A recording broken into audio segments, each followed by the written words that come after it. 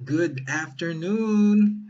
Isang magandang hapon po sa inyong lahat. Kumusta po kayo? Kumusta po dun sa mga tagapanood natin? I pray and I hope na napakaganda po ng inyong linggo. It's another Sunday and we're here. We're worshiping God and we're praising God. Salamat po at nandito kayo. Sabihin mo dun sa katabi mo, salamat nandito ka. Diba? It's always a privilege to come and worship the Lord. Alam niyo po, it's been 5 months. 5 buwan na po. Excuse me. 5 buwan na po tayong nasa quarantine. And for most of you, even for us here, hindi kami basta-basta lumalabas eh. Nakikita nyo, di ba? Tumataas po yung number of people na nagkakaroon ng COVID-19. And even if nag-lockdown, hindi pa natin mararamdaman yung epekto kahit nasa MECQ tayo ngayon.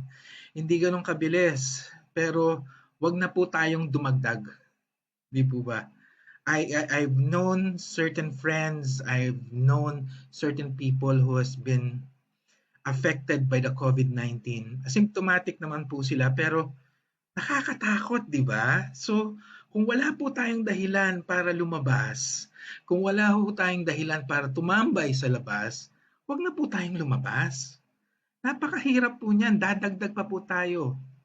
So, let's stay at home. Alam niyo po, napakahirap po mag-stay at home. It's not easy, especially kung mahilig po kayong lumabas. Alam niyo po, itong mga panahon na to, summer, alam ko tag-ulan na pero itong dumaang summer, napakahirap po para sa akin kasi lagalag ho ako eh. Mahilig ho akong lumabas, mahilig kaming as a family, mahilig kaming mag-outing. 'Di ba? Yan lang ang bisyo namin eh, bukod sa kumain. It's very difficult. Actually, last time na lumabas po kami was Puerto Galera. Meron ho kaming paboritong spot doon. Ang tawag po doon sa lugar na yon Virgin Beach. Public beach po siya.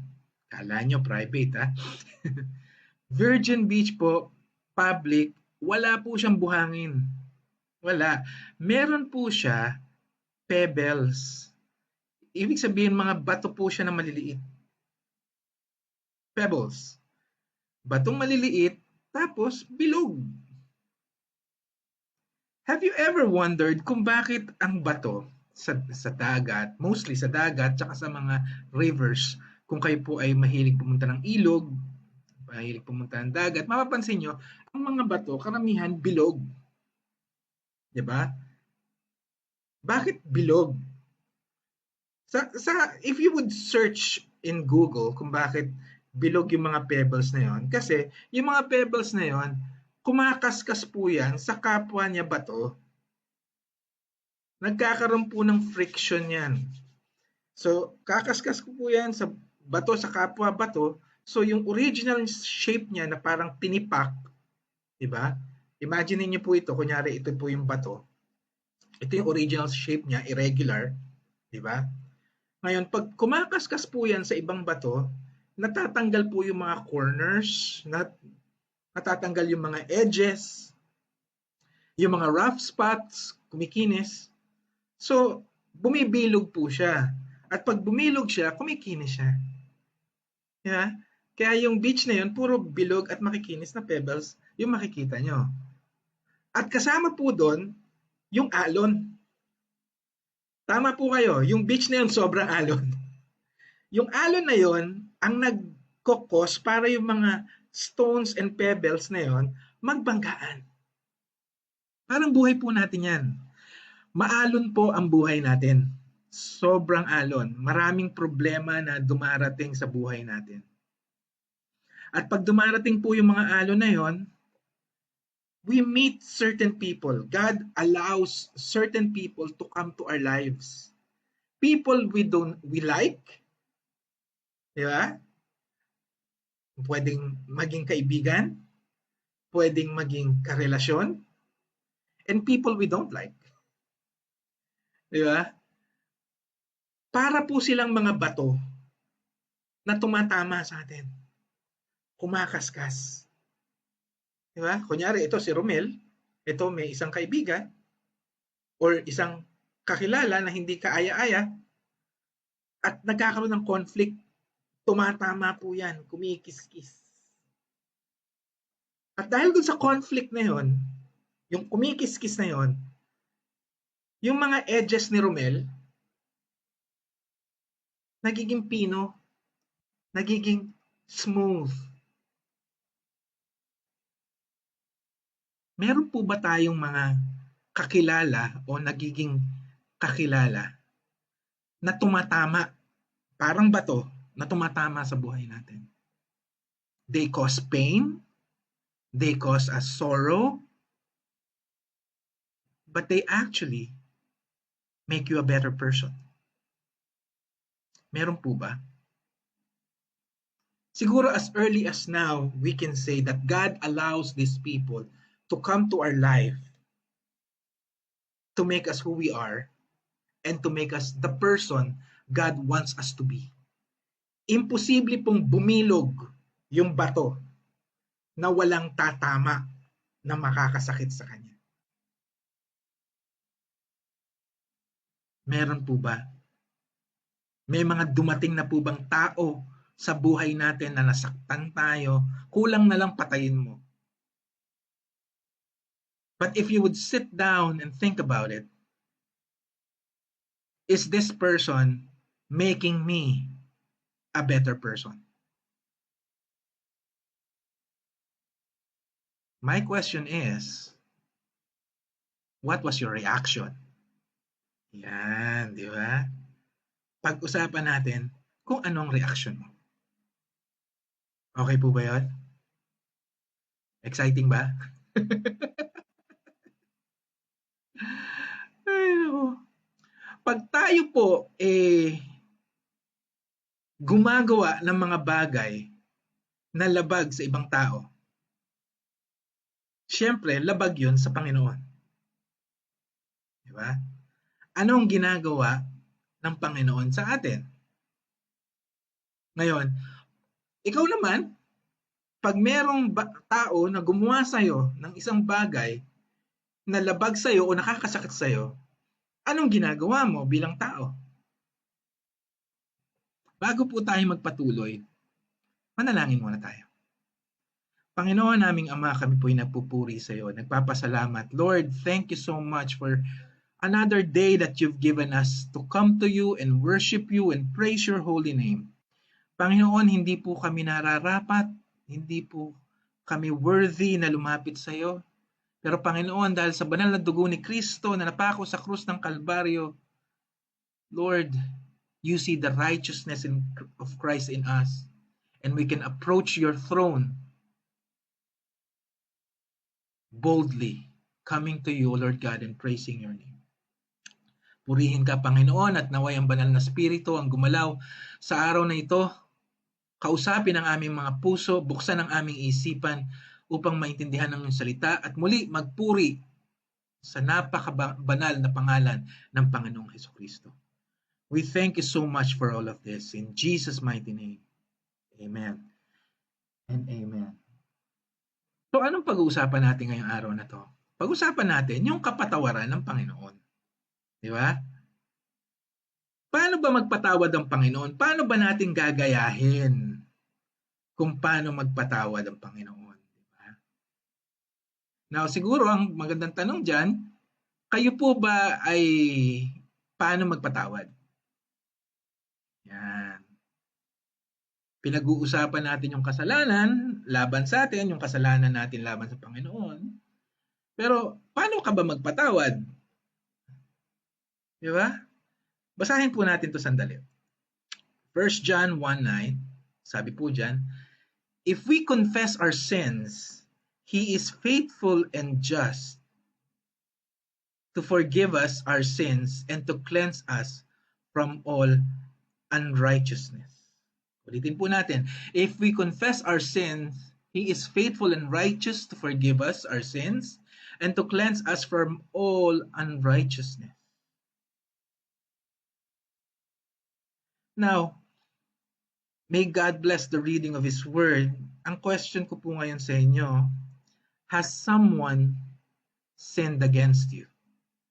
Meron po bang mga tao na nagkasala laban sa inyo? I'm sure meron, di ba? Meron. Ang tanong ko po, ano naging reaction mo? Let's pause for a while. Think about it. Sino-sino yung mga tao na nagkasala sa'yo? Meron ka number 1 yan, sigurado. Anong naging reaction mo? Anong attitude mo? At hanggang ngayon, dala mo po ba yung galit na yan? May mga tao na dumaan sa buhay natin na nag-cause ng matinding sakit. Diba? Sa buhay natin. Matinding sakit na nag-cause ng matinding galit sa buhay natin. Hindi mo makalimutan. Masakit eh. Diba? Pwedeng sa relasyon, iniwang ka. Diba? Iniwang ka. Kaya hanggang ngayon, di ka makamove on. Meron naman siguro, inutangan ka. Inutangan ka hanggang ngayon, di makabayad. Kailangan mo ng pera, di ba? Doon sa isang kwento na ibinahagi ko sa inyo, may pinatay sa pamilya mo. Yung nga lang, alam mo yan, para doon sa mga nagmamaneho sa inyo. Yung nga lang nagmamaneho ka, tapos bigla kang kinat. Hindi ka makamove on eh. Gusto mo habulin. Hindi sapat na murahin mo. Di ba? Masakit eh. So, anong ginawa mo? Di ba? Maniwala po kayo. Para makita mo yung tamang ugali ng isang tao, yung totoong ugali ng isang tao, ang sabi nila, una, pag manehohin mo sa traffic, lalabas ang tunay na ugali ng tao pag nagmamaneho. Mapamotor yan o mapakotse, lumalabas ang tunay na ugali ng tao pag nagmamaneho. Pangalawa, paglaruin mo ng basketball. Nakakita na ako ng grupo ng mga Kristiyano na naglalaro ng basketball. Lumalabas yung tunay na ugali. May nagmumura pa nga eh. Pangatlo, bigyan mo ng pera. Lalabas ang ugali niya. O utangan mo ng pera. Lalabas yan. Makakasakit yan. Lalabas ang ugali mo. And if someone has sinned against you, how did you react? Paano? We will be talking of something that is really uncomfortable. Lahat po tayo guilty nito. Kahit po ako, guilty ako nito. But it has to be talked about. Why? Bilang mga Kristiyano, we need to handle these things. We need to be reminded kung ano ang dapat nating attitude when it comes to these things. When people sin against us, we should have a different attitude. Hindi yung galit ka agad. Hindi. We need to understand first, tayo rin nagkakasala. And we need to understand kung ano o paano kumilos ang Panginoon pag tayo nagkakasala. First, let's talk about God's attitude, di ba? What is God's attitude towards sin? Ano ba ang attitude ng Panginoon pag tayo ay nagkakasala? Ang sabi sa Biblia, the Lord is slow to anger and abundant in loving kindness, forgiving iniquity and transgression. Hindi po basta-basta nagagalit ang Panginoon sa tao pagdating sa kasalanan. Hindi. Totoo yan kasi kung pero maraming kasalanan na ba ginagawa natin? Matagal na tayong patay, dapat. Sa dami ng kasalanan natin, di ba? Pero hindi eh. The Lord is slow to anger and abundant in loving kindness. Tinitignan niya tayo na may pagmamahal. Di ba? Kahit ikaw sa mga anak mo, pag may ginagawang kalokohan yan, hindi mo basta-basta pinapalo. Di ba? Bilang magulang. Hindi yung nagkamali lang ng konti, binigwasan mo na kagad. Hindi ganon. Lalo na ang Panginoon. Kaya nga may mga tao na hanggang ngayon parang pakiramdam mo, pinababayaan ng Panginoon na ituloy nila yung kalokohan nila. Don't think of it in a negative way. Hindi todo pasa ang Diyos. Hindi. Huwag mong isipin na nagbubulag-bulagan ng Diyos o hindi nakikita ng Diyos. Hindi. The Lord is slow to anger and abundant in loving kindness. In other translation, ang sabi is abundant in mercy. Binibigyan lang ng pagkakataon yan. Ang Panginoon din is forgiving. Di ba? Forgiving. Mapagpatawad. Ang Diyos ay mapagpatawad sa kasalanan natin. So, meron tayong idea, di ba? Kung paano tratuhin ng Panginoon ang kasalanan. Ito yung isang part nun. Alam natin ang Diyos ay hindi kaagad nagagalit, mapagpatawad, di ba? Nakikita natin yan. Pero ang part 2 niyan ay, but He will by no means clear the guilty. Hindi pwede absuelto. Visiting the iniquity of the fathers on the children to the third and fourth generation. Hindi pinapalagpas ng Panginoon ang kasalanan. Hindi ka humingi ng tawad? Hindi ka nagsisi? Hindi palalagpasin ng Panginoon yan. Di ba? Worse, umaabot yung judgment hanggang sa third and fourth generation. Mantakin mo, third hindi second. Parang ganito yan ikaw, ang second generation yung anak mo, ang third generation yung apo mo, ang fourth generation yung apo mo sa tuhod. Yung epekto ng kasalanan mo, ito yung kasalanan mo, umaabot hanggang sa ika-4 na henerasyon. Ganun ang judgment ng Panginoon sa'yo. Kaya kung may ginawa kang kasalanan, pwede kang patawarin ng Panginoon. Bakit? Mahal tayo ng Panginoon Pero kung matigas ang ulo mo, pasaway ka, di ba? Nagsisinungaling ka pa, nagmamatigas ka pa, or nagra-rationalize ka pa, umaabot ang paghuhusga ng Panginoon hanggang sa ika-4 na henerasyon.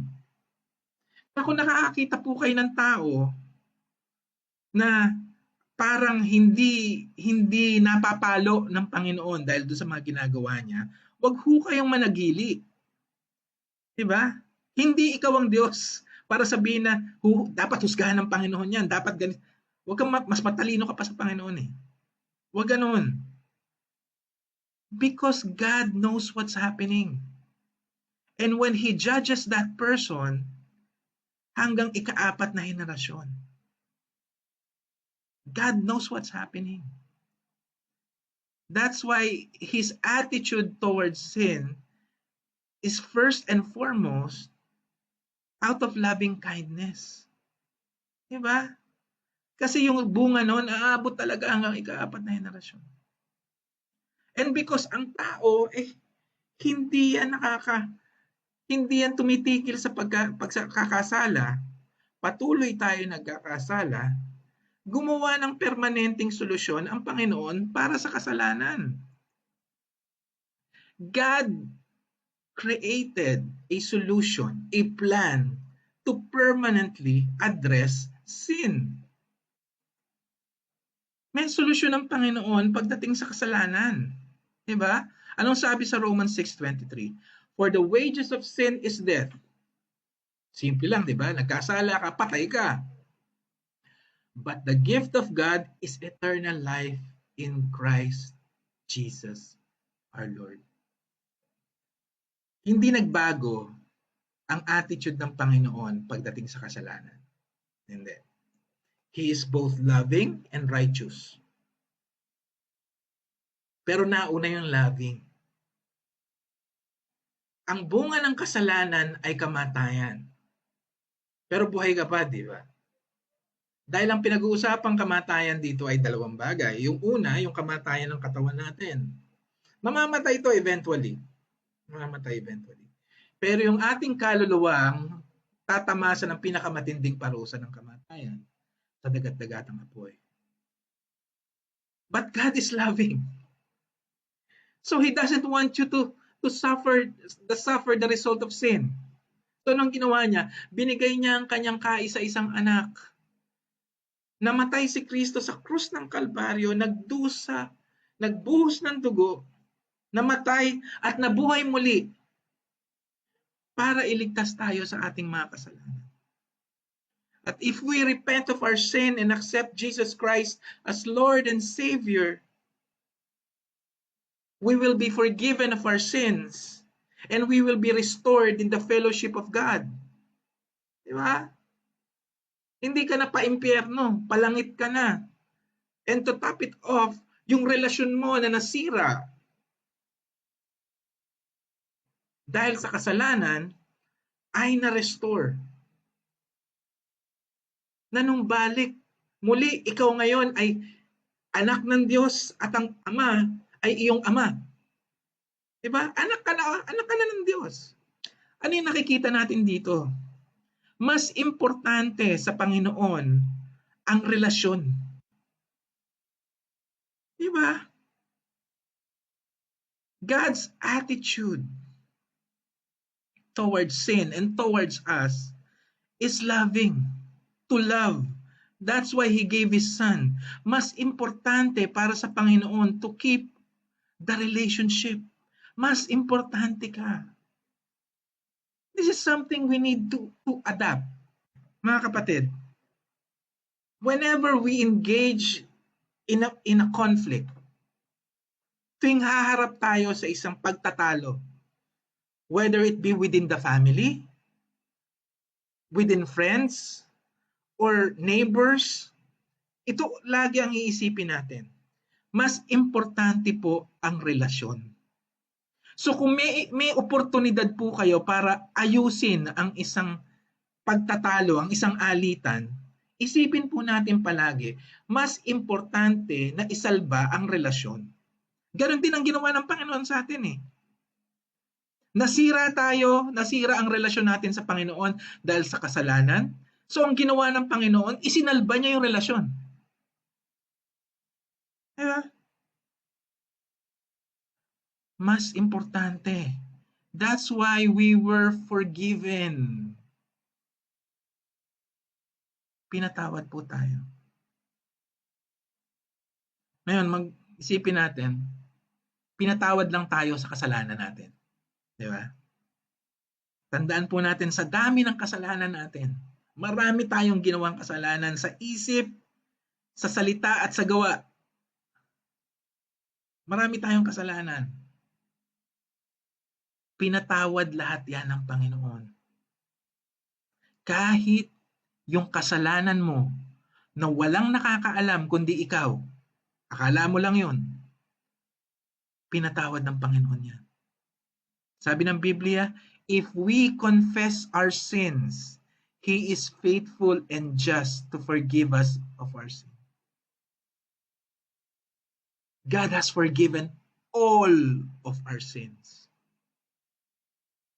So bakit hindi mo pa pinapatawad ang sarili mo?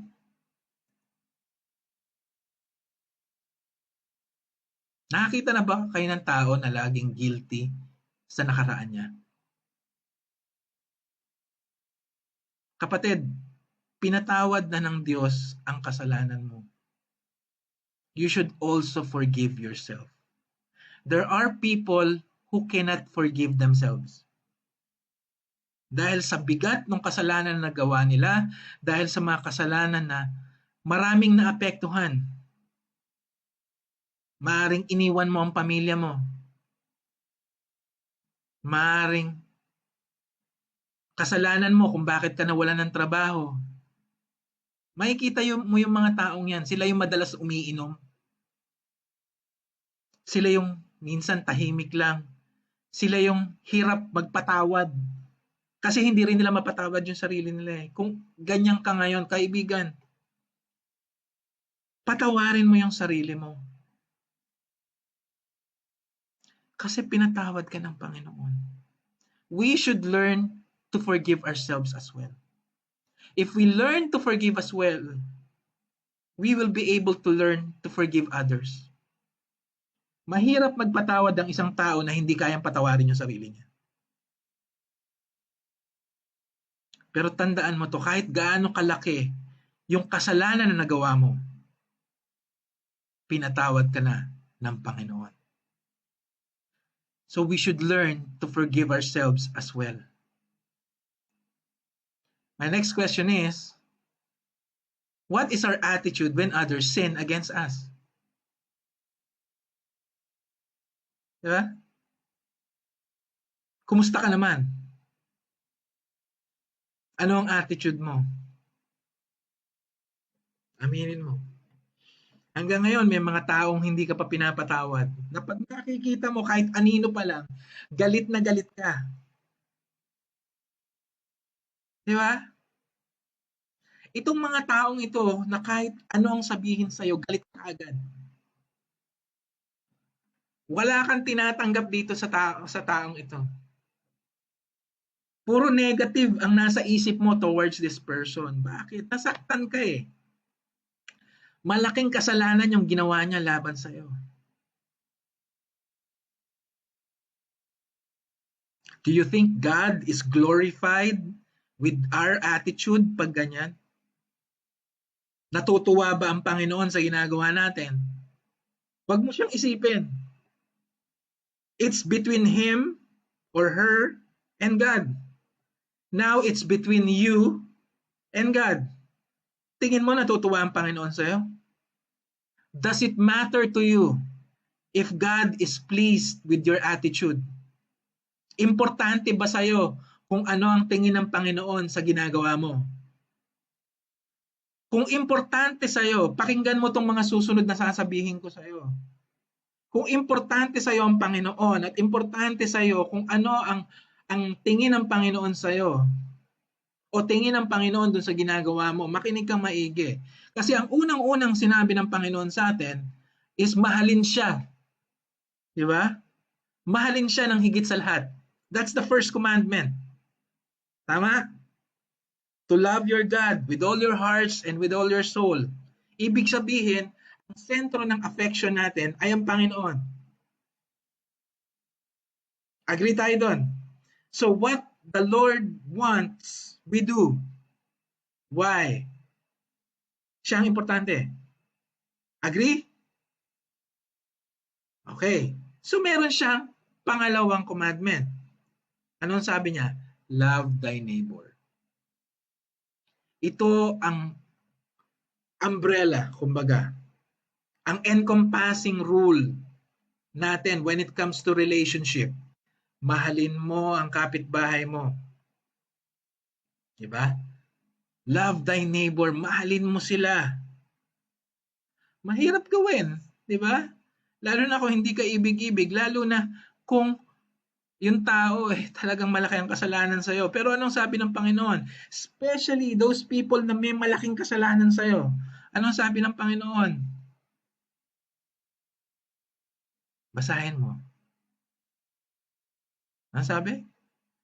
You shall not take vengeance or bear a grudge against the sons of your own people.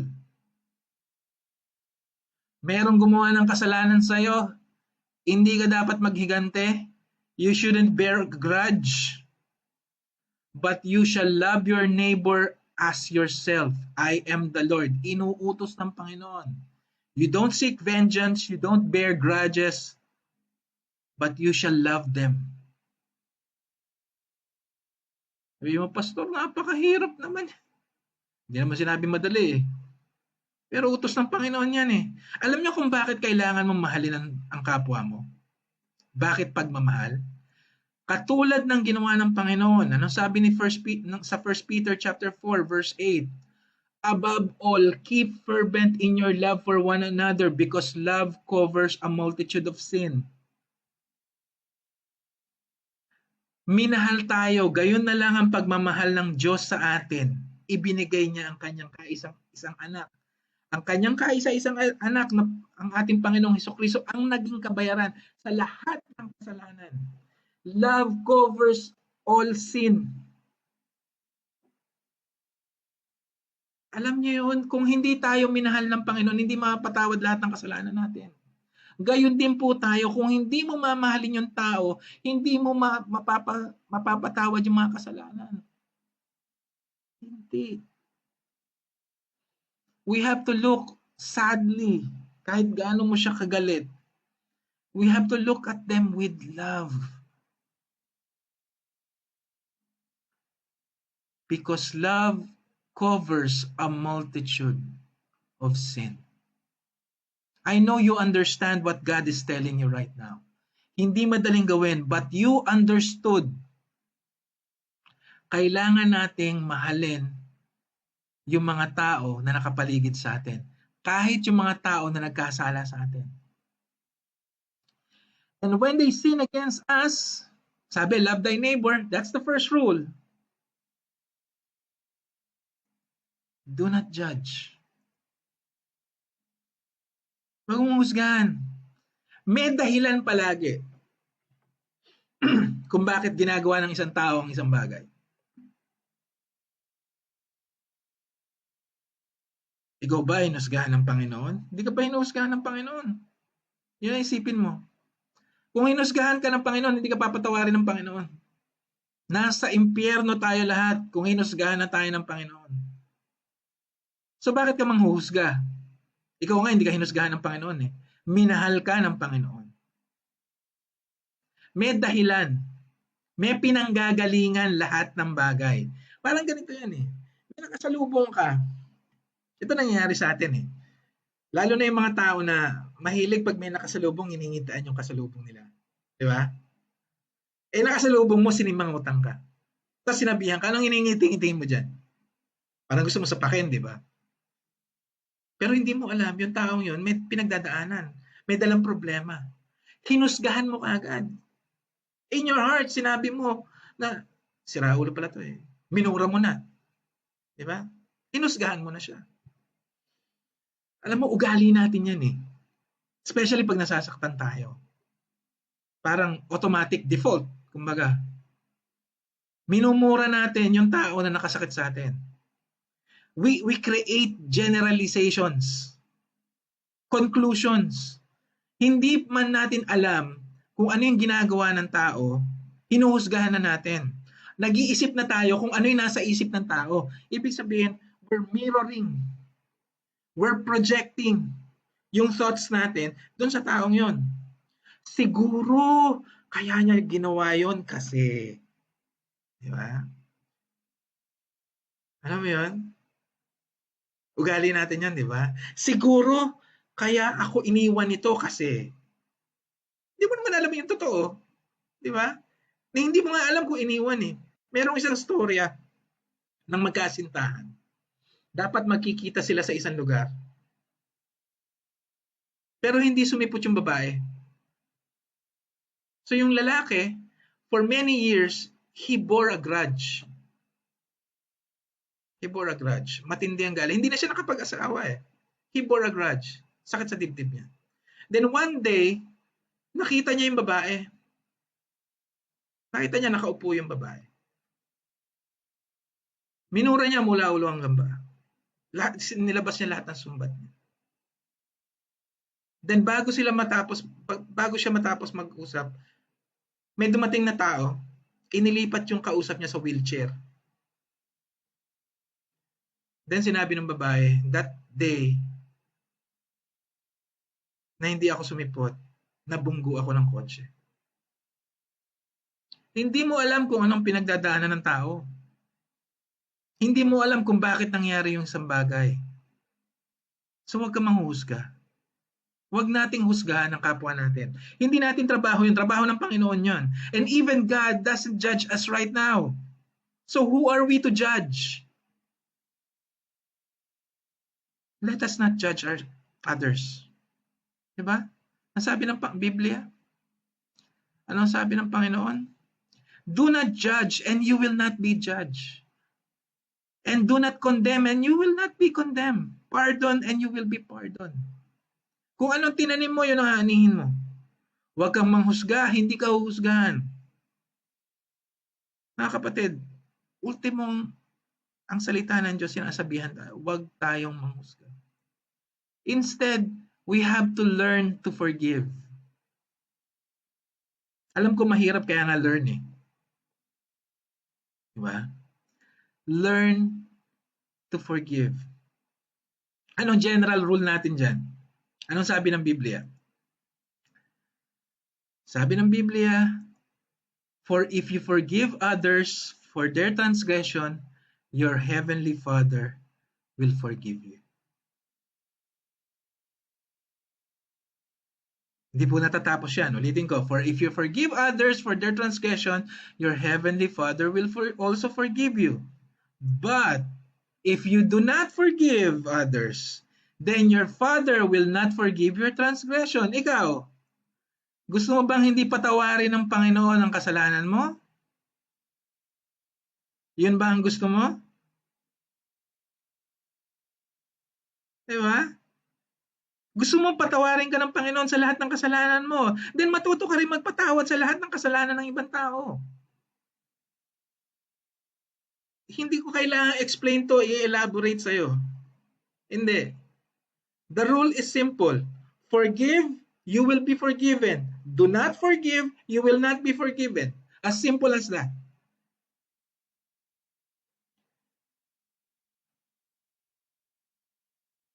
Simple, di ba? But then again, let me elaborate. Forgiveness doesn't mean the person is not guilty. Ulitin ko. Forgiveness doesn't mean the person is not guilty. Maaring alam mo na yung taong yun talagang guilty. Siya talagang may gawa nun eh. Nasaktan ka, siya talaga may gawa nun. At wala pa siyang konsensya dun sa ginawa niya. Ilagay na natin dun sa ganung sitwasyon. Forgiveness doesn't mean the person is not guilty. So ibig sabihin, even if the person is guilty, you have to forgive. The more you should forgive. Diba? Forgiveness applies to a person who is both guilty and duda ka, hindi ka sigurado. Or you're not sure if the person is guilty. You have to forgive. Siguro ang tanong, hindi naman humihingi ng kapatawaran. You have to forgive. Why? It's for your benefit. Explain ko sa'yo mamaya kung bakit. Pero you have to forgive. Whether that person is guilty or you're not sure if that person is guilty, you have to forgive. Forgiveness doesn't mean forgetting.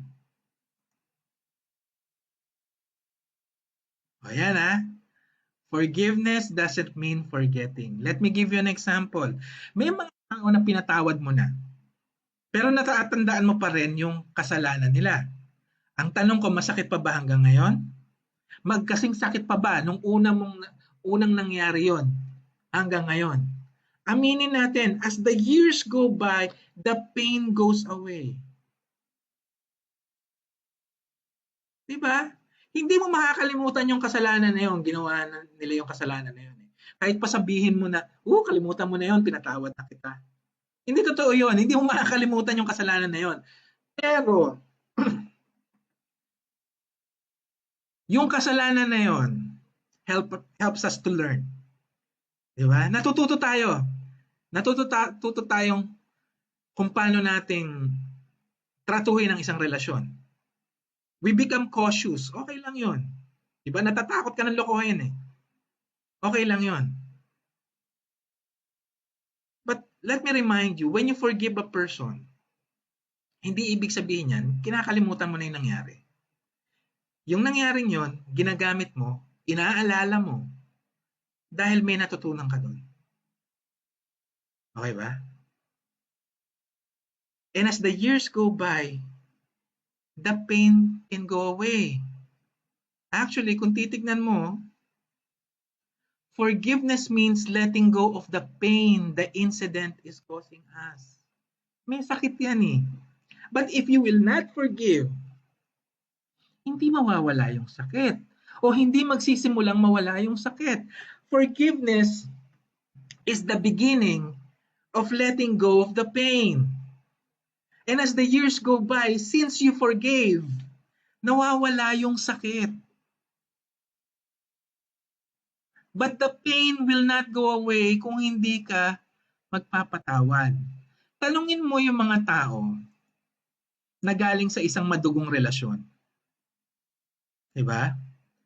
Maaaring sa simula, galit yan, matindi. Pero oras na mapatawad mo na, sabi nga nung isang kanta, I remember the boy, but I don't remember the feeling anymore. Diba? It is because you forgave. Mga kapatid, if you want the pain to go away, we have to learn to forgive. Forgiveness means letting go of the pain the incident has caused us. Hindi lang yun, hindi lang yung pain. Forgiveness is giving ourselves the peace of mind. Alam mo yun, pag galit ka, wala kang kapayapaan, hindi ka makatulog, galit ka palagi. Diba? Triggered na triggered ka. You have to learn to forgive. Hindi ka magkakaroon ng peace of mind. Pag pinatawad mo yon, yung tao, you can start forgetting the pain. And when the pain is easing out, yung peace of mind, dumarating. Nakakatulog ka na. Pansinin mo yung mga mag-asawa na dumaan sa isang matinding pagtatalo. Maybe it involves a third party. Hanggat hindi ka nagpapatawad, hindi mawawala yung sakit. Hindi mawawala yung sakit, hindi ka magkakaroon ng peace of mind. Pero oras ng magpatawad ka, slowly, nagkakaroon ka ng peace of mind. Nakakatulog ka na. It still bothers you from time to time, pero hindi na katulad ng dati. Bakit? Nagsiset in na yung peace of mind.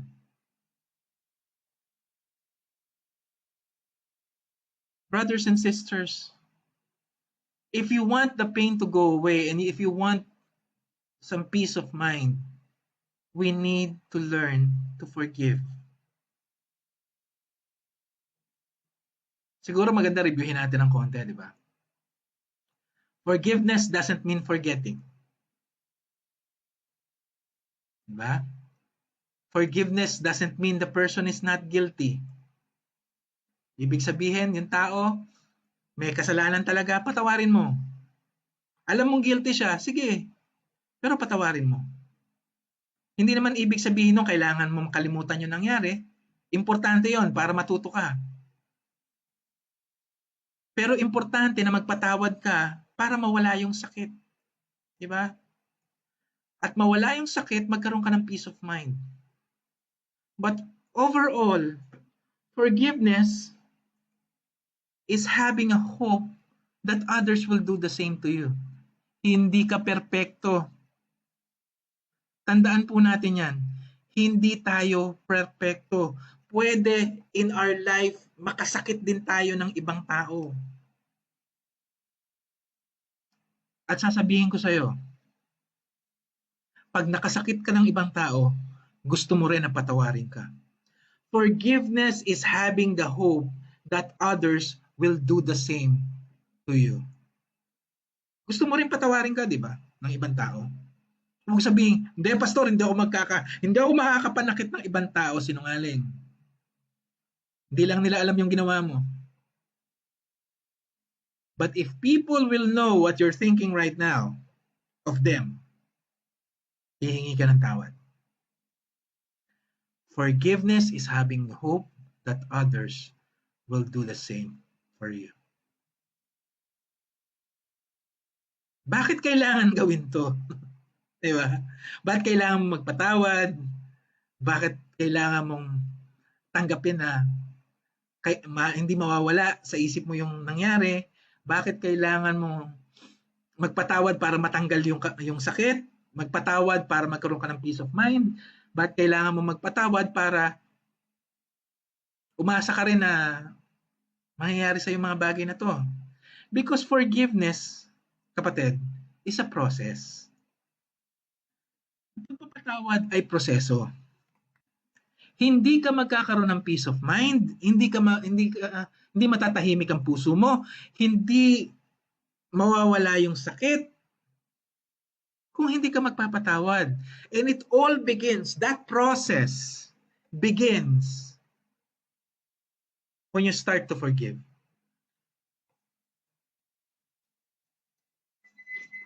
If you haven't forgiven,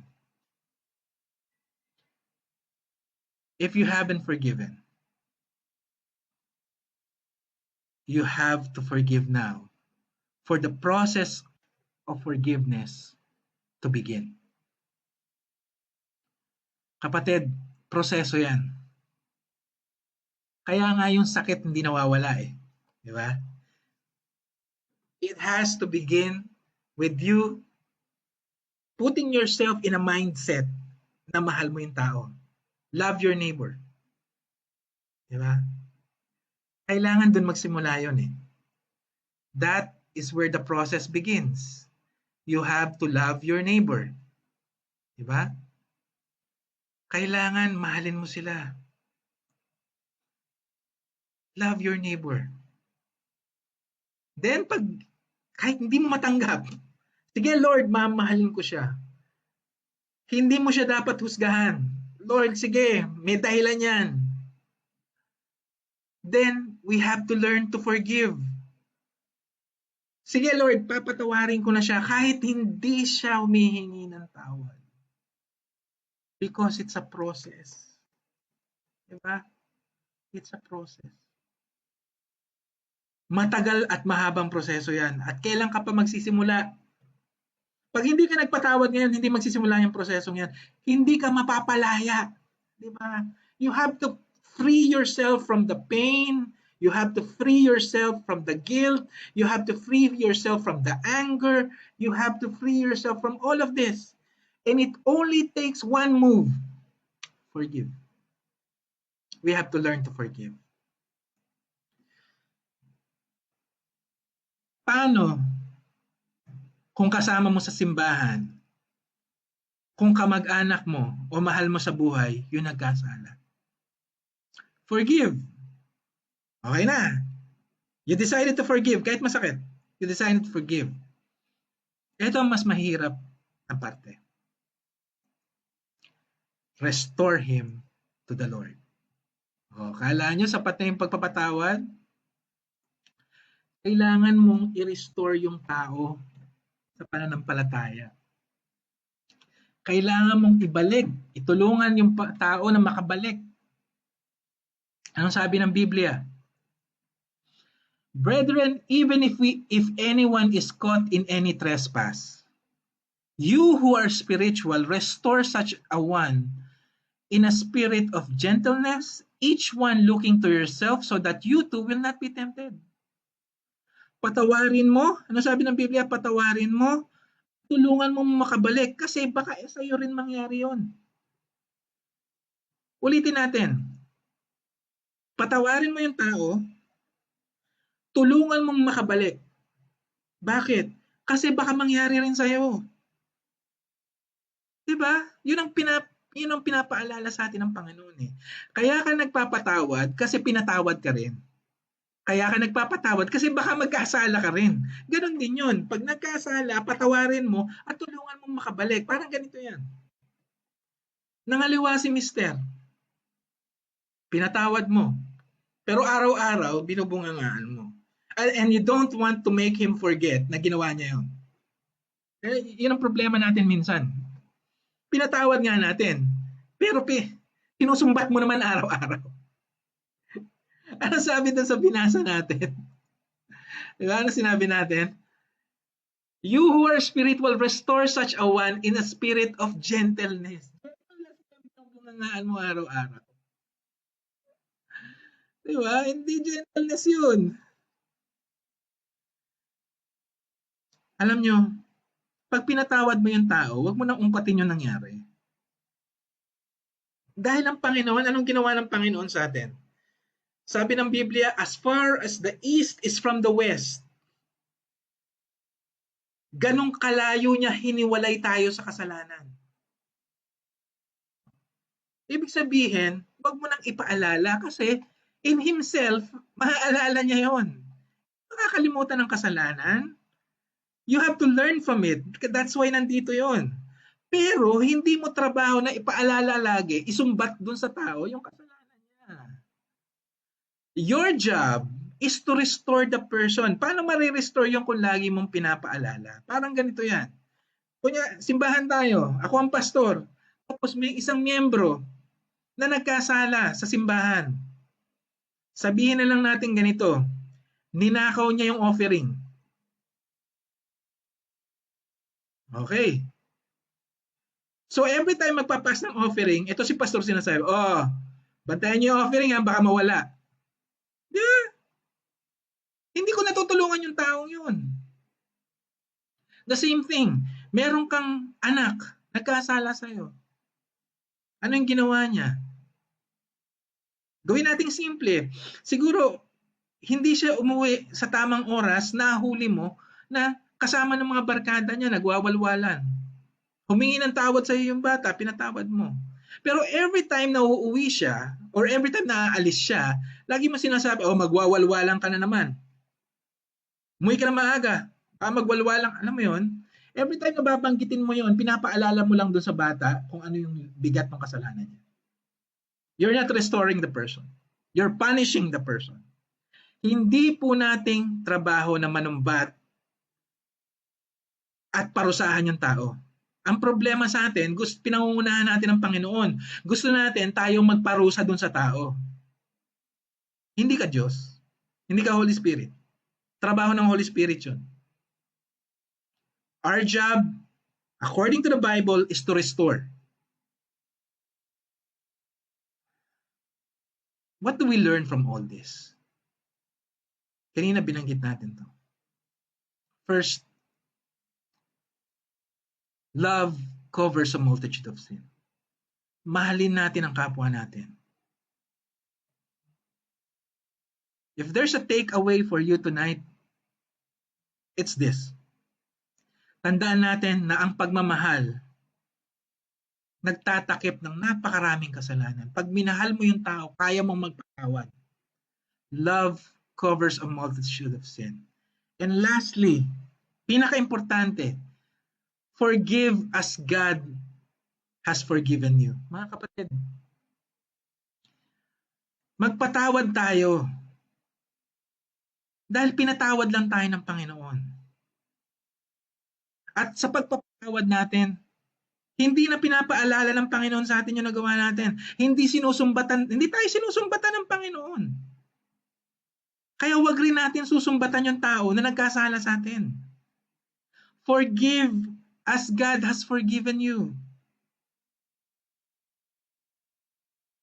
Ladies and gentlemen, kailangan lang nating matutong mahalin ang kapwa natin. At kailangan nating gayahin ang Panginoon sa kanyang paraan ng pagpapatawad. Love covers a multitude of sin and forgive as God has forgiven you. Kapatid, minahal muna tayo ng Diyos. Kaya niya tayo napatawad. At sa pagpapatawad na yon, ni isang sumbat, wala kang narinig. Ganon din po ang gagawin natin. Mahalin natin, patawarin natin, at tulungan nating makabalik. Tulad ng ginagawa ng Panginoon sa atin. Hindi tayo karapat-dapat, tandaan mo yan. Pero dahil gano'n na lang ang pagmamahal ng Panginoon sa atin. Binigay niya ang kanyang kaisang-isang anak na si Jesucristo. Nagsakripisyo para sa kapatawaran ng ating kasalanan. Manalangin po tayo. Habang lahat po ay nakayuko, nakapikit ang mata, meron ka bang tao na hindi pa napapatawad? I think it's about time na magpatawad ka dahil pinatawad ka rin ng Diyos. Patawarin mo. Let the process begin. Tandaan natin, pinatawad lang tayo ng Panginoon. Isipin mo yung mga pangalan ng mga taong yun. Sabihin mo sa Panginoon, Lord, hindi man humihingi ng tawad itong mga taong to, pero pinapatawad ko na po sila. Palayain mo po ako sa galit, palayain mo po ako sa sakit, bigyan mo po ako ng peace of mind. Binibitawan ko na po ito sa inyong paanan. Give it to God. Forgive and give it to God.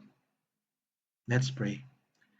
Panginoon naming Ama, kami po'y lumalapit sa iyo, nagpupuri, nagpapasalamat. Tunay nga po, Panginoon, na ikaw banal. Pero Lord, napaka mapagmahal mo. Minahal mo po kami kahit hindi karapat-dapat at pinatawad sa aming mga kasalanan. Pinatawad at nirestore mo po ang ating relasyon. Purihin ang iyong pangalan. Panginoon, tulungan mo rin po kami bilang iyong mga anak na magpatawad kahit ang mga tao ay hindi humihingi ng tawad. At tulungan mo po kaming tulungan silang makabalik sa iyo. Help us to forgive, O Lord God. Help us to start the process. Help us, O Lord God, free us from the pain. Free us, O Lord God. Give us the peace of mind that we need. And help us to be more like Jesus. We thank you, O Lord, for all of this. Lead us and guide us, O Lord God, to the way that you prepared us. And we thank you, dear Father, for all of this. In Jesus' mighty name, amen and amen. Gumaan ba ang dibdib mo? Gagaan ang dibdib mo pag natuto kang magpatawad. Tandaan mo, ang pagpapatawad ay hindi para dun sa taong yun. Yan ay para sa'yo. Regalo yan ng Panginoon sa'yo. Para sa ating mga kapatid, kung meron po kayong mga prayer requests, message nyo lang po kami. Lalo ngayon, hindi tayo masyado nagkakakita-kita. Importante po, mag-message po kayo. I try my best to message all of you guys. Para at least malaman ko man lang kung ano nangyayari sa inyo. And if you have prayer requests, kung sino ka man, may gusto mo man na lang, ipanalangin ka namin, message niyo po kami. We'll be more than happy to pray for you. Tuloy po natin ipanalangin ang ating mga leaders. Alam niyo po, kahit sino po ang umupo dyan, mahihirapan po sa nangyayari. So wag po natin sisihin kung sino man ang nakaupo dahil napakahirap po nitong pinagdadaan ng bansa natin. Kahit si Superman ang umupo dyan, hindi niya maaayos lahat yan. Sa halip, ibigay po natin ang ating mga panalangin sa Panginoon, ipanalangin po natin ang ating mga leaders, ang ating mga frontliners. Panalangin po natin sila na mga tumutulong sa atin na manatili tayong ligtas. Panalangin po natin na magkaroon na ng vaccine, panalangin natin na magkaroon na ng solusyon sa COVID-19. Panalangin po natin ang isa't isa. Huwag tayong magkasakit. Napakahirap po. Panalangin natin ang isa't isa na magkaroon ng mga pangangailangan natin. Yung mga pagkain, mga resources na kailangan natin para mabuhay. Alam niyo po, ilang beses pong pinatunayan ng Panginoon sa akin, sa ating lahat, na hindi niya tayo pababayaan. Manalangin lang po tayo. At patuloy po kaming nananalangin sa inyo. Araw-araw pinapanalangin po namin kayo. So if you have any specific prayer requests, message us. Again, thank you very much for joining us. On behalf of the Praise Church, we thank you everyone. And we pray for God's blessing to each and every one of you. All glory to God. Amen and amen.